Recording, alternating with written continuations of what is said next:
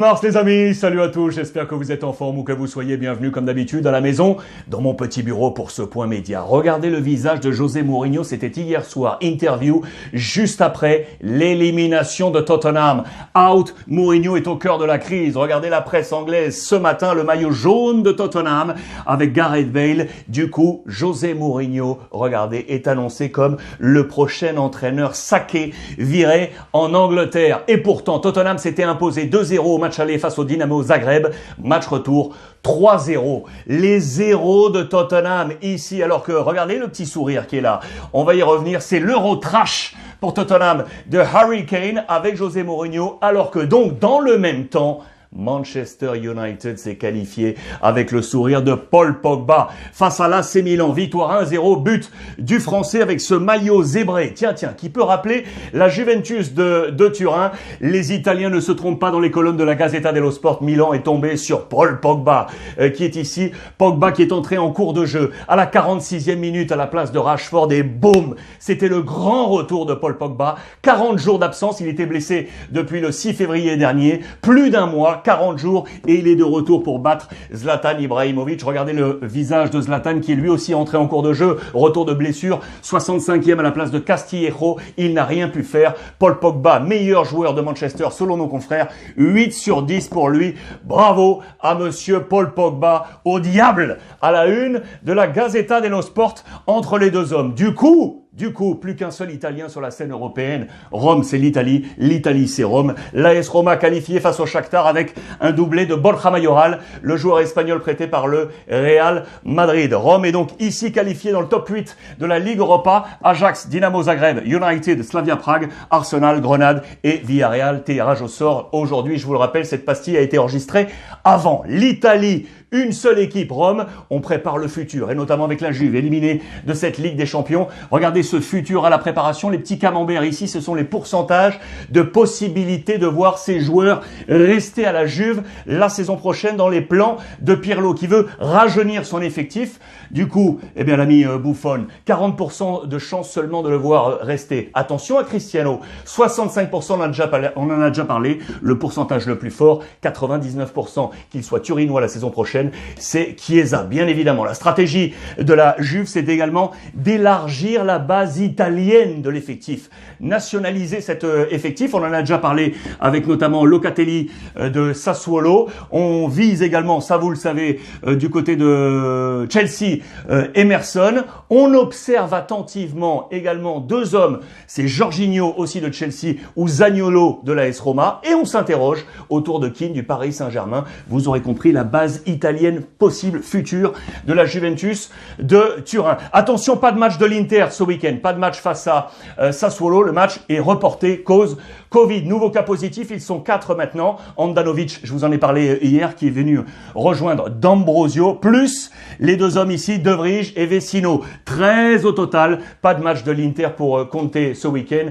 De Conte, il est là, Conte, qui reste sur 8 victoires consécutives dans la bataille pour le Scudetto. Ça, c'est également à suivre. On file en Espagne maintenant, où vous le savez, la présidence du nouveau numéro 1, Laporta, veut impérativement compter sur Lionel Messi. Cette petite image avec Messi Kedate qui reçoit bon nombre de messages, notamment en interne, pour qu'il reste au FC Barcelone avec son copain Jordi Alba, les différents capitaines du basket, plus Piqué, Sergi Roberto autour de lui pour le voir rester. Bien évidemment, on comptera également sur l'apport de la stratégie sportive de Ronald Koeman qui a réussi un véritable miracle. Barcelone était au plus mal. Barcelone se bat pour le titre en Espagne. D'ailleurs, le président Laporta va se réunir avec Koeman la semaine prochaine pour préparer ce plan sportif. Il va constituer définitivement la cellule de recrutement, la cellule sportive dans les prochains jours et on va élaborer tout ça avec le leader de la reconstruction, Ronald Koeman. On nous dit en top secret que le groupe veut absolument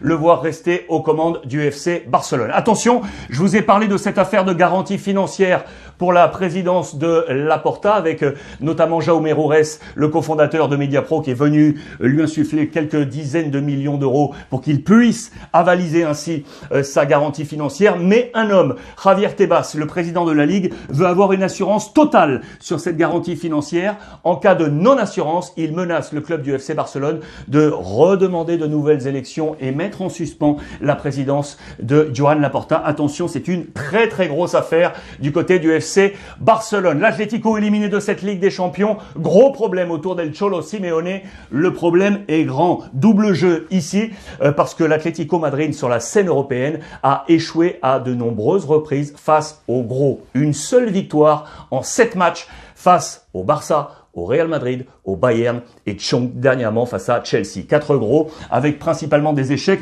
On n'y arrive pas pour El Cholo Simeone.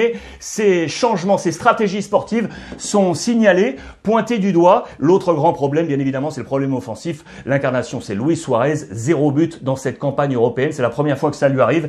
Gros problème pour l'Atlético Madrid alors qu'il reste 11 matchs vers le titre de champion en Espagne. Aujourd'hui, tirage au sort de la Ligue des Champions et de la Ligue Europa. En toile de fond, le Real Madrid, le dernier représentant espagnol sur la grande scène européenne. Tous les concurrents possibles sont là. Tirage au sort aujourd'hui à suivre. Real Madrid d'ailleurs avec les 2 petites informations. La suite de l'information Hazard. Je vous parlais hier de la discorde entre la sélection belge qui veut voir Hazard se faire opérer. Le Real Madrid disait non. Ballottage favorable pour l'instant pour le Real Madrid. Eden Hazard ne devrait pas se faire opérer. On va attendre qu'il aille mieux à suivre dans les prochains mois. Lui va très bien. Ferland Mendy, l'international français, le latéral gauche qu'on dit moins académique que la saison passée, il dézone, son volume a été augmenté, liberté accordée par Zinedine Zidane, on le voit d'ailleurs à de maintes reprises sur les derniers matchs, apporté offensivement. Voilà, il se multiplie côté Real Madrid, très intéressant. En marge, information, ça aussi qui va vous intéresser, et notamment pour les copains du Maroc. Mounir, vous le savez, qui avait choisi sa nationalité sportive espagnole, qui avait été lancé en 2014 en qualificatif pour l'Euro 2016 par Vicente Del Bosque. On pensait qu'il ne pourrait plus jouer pour le Maroc, il l'a demandé. Eh bien si, oui, c'est autorisé. La FIFA a donné son OK.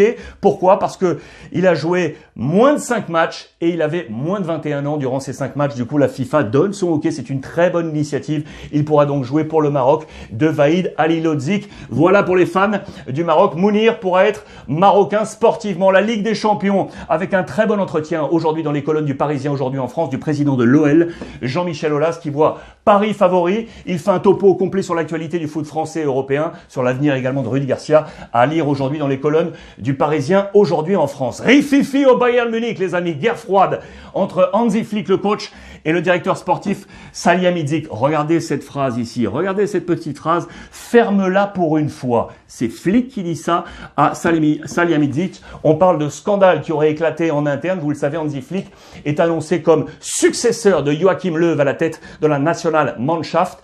Il y a un imbroglio là, c'est une grosse affaire à suivre notamment sur les différents réseaux sociaux. Alors que dans le même temps, on loue les qualités des entraîneurs allemands. Flick est ici, Tuchel Chelsea, Terzic du Borussia Dortmund ou encore Klopp de Liverpool. Parce que vous le voyez, ça c'est tous les vainqueurs de la Ligue des Champions depuis 93 avec l'Olympique de Marseille. Les entraîneurs allemands marchent. Ottmar Hitzfeld, Jupp Heynckes et donc dernièrement les 2 derniers, Klopp et Hansi Flick. On loue les qualités des coachs allemands. En France, on parle bien évidemment également de la crise sanitaire, l'impact sur le financier, la baisse est dite, alors que l'ensemble des clubs ont vu à la baisse les émoluments de leur masse salariale, l'abaissement de la masse salariale. Pour autant, on nous dit que quelques exceptions, stars, restent dans les hautes sphères des masses salariales à l'échelle européenne. Regardez, je vous conseille de lire ce large dossier de nos confrères de l'équipe. Tous les clubs sont détaillés avec notamment au Paris Saint-Germain où le plus gros salaire c'est Neymar, 3,06 de salaire mensuel brut. Côté Olympique de Marseille, Flotovin serait à 422 000 mensuels brut. On tourne avec Monaco, Ben Yedder, 650 000 mensuels brut. Olympique Lyonnais, Memphis Depay, 480 000 mensuels brut. On nous parle également des entraîneurs. Pochettino qui a 50% de plus que Tuchel. 50% de plus que Tuchel. Il est près du million par mois, Pochettino. Tout en bas, c'est Pascal Planck de Nîmes qui est à 7 000 € par mois. Vous voyez le grand écart. Lisez ce papier très intéressant donc dans les colonnes de l'équipe. Voilà les amis. Je vous rappelle que cette pastille a été réalisée avant les tirages au sort. On va échanger sur les réseaux sociaux ensemble. Ligue des Champions et Ligue Europa, à n'en pas douter. En attendant, je vous souhaite un bon week-end. Encore bravo à monsieur Paul Pogba. Passez un bon week-end et notamment sur les antennes de beIN Sport avec le CDD. Pour nous ce week-end avec une spéciale anglaise. Marcel Desailly, Sonny Anderson. À mes côtés, passez un bon week-end. On échange via le hashtag Ruiz Club et n'oubliez pas comme tous les jours, profitez des vôtres.